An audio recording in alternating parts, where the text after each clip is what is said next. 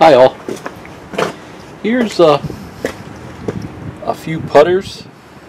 I just wanted to show you the difference in case you bump into some putters, some used putters that you might want to pick up. This is my newest one. It's a TaylorMade. Probably goes back to like 2005 or something like that. It's nice to put covers on them.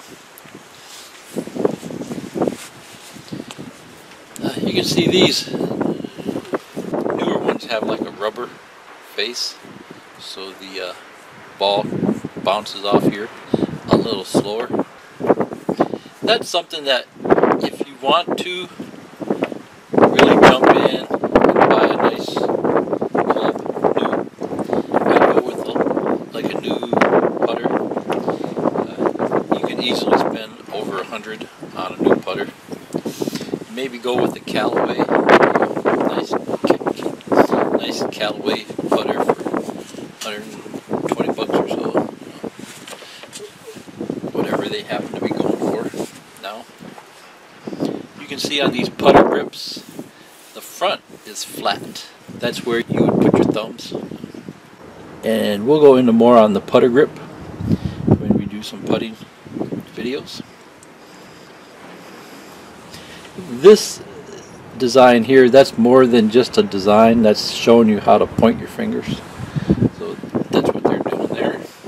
This here, you know, if you ever gone to putt-putt, this would be like the old-fashioned putter. You could probably get one of these at Goodwill for $1. And they're still great just to fool around the house, you know. This grip is getting really old. It's hard and brittle. It's probably 30, 40 years old or more. But that's one that I wouldn't really bother spending the money on a grip for.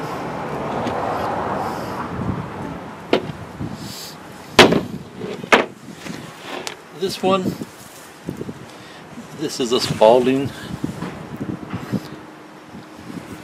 And you know, the step up from these putters went to this type of thing. You see, this one is kind of like the TaylorMade one here, but it's got a hard surface here.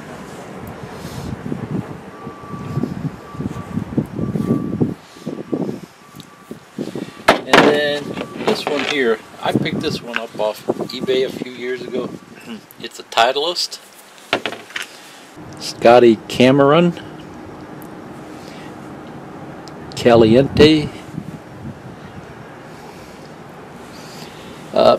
These were really cool in their day, and I think they're kind of a classic now. You know, I'm no golf club expert, but from what I remember reading about these when I bought it, you know, they were thought of as very nice. These days, you can see the heads are getting a lot bigger. You know, they started out with this type of thing, and then they went to this type of thing, and then they went to this. I've seen them now; they're like a half a foot long. So that's just to help you balance. I'd say if you're just starting out, I'd go with something like this. You know, if you could find one like this, I think this would be perfect to start with.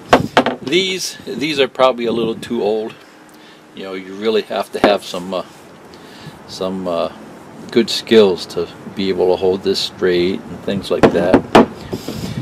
These, the kind with the rubber,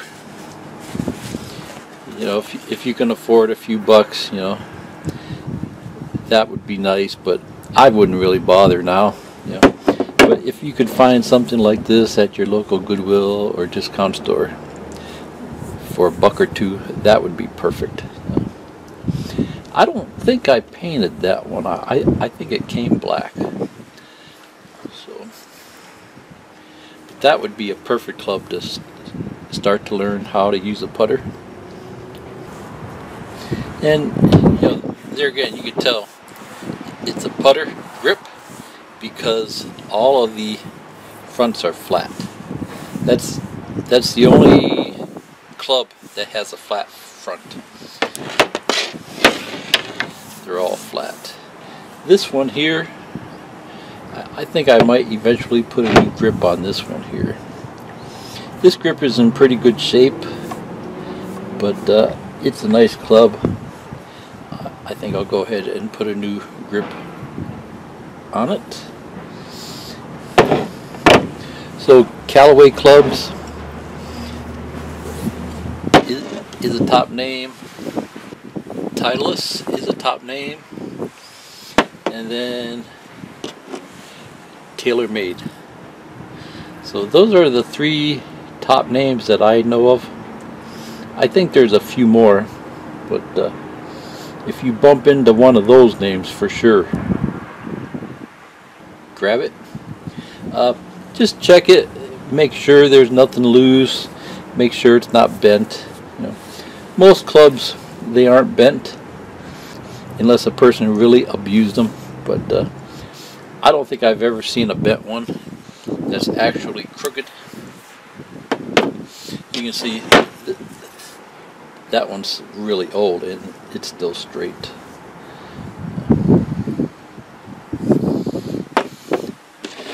This grip here, you can see that grip is starting to crack up. So that one's really old and brittle. So that's on that club. So that might be another good one to put a grip on. This Spalding name, it's not one of the top names, but you know, they make some decent clubs at a good price. So it might be a good club to put a new grip on. Maybe do this one myself. Buy a box of grips on eBay or something. Put it on. It doesn't look like it's that hard to put them on. The only thing that's tough is you have to buy that liquid. And that's like $10 a bottle. So it's one-time deal. You know, it lasts forever. So.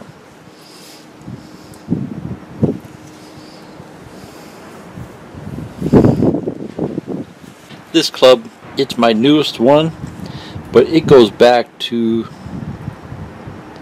probably like 2005 or even earlier, around 2000 or so is when I got into this stuff.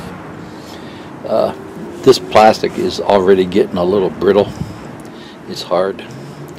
I don't remember it being that hard. So I don't know if that can be replaced or not. Most likely, if you bring it to a good golf store, they can probably put new inserts in these. So if you bump into one at a discount store cheap, I'd go ahead and grab it. These lines are for more than show. Those help you aim. That's what these lines are for too. There's 3 black lines on here. You know, that would be the center. You know, that would be the outside. You know.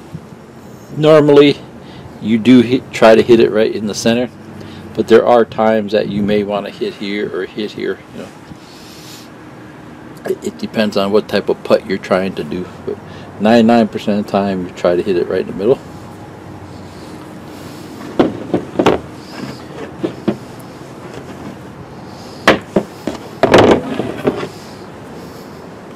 You see how on this one there's really no line. There's just like one little mark right there to show you where the middle is.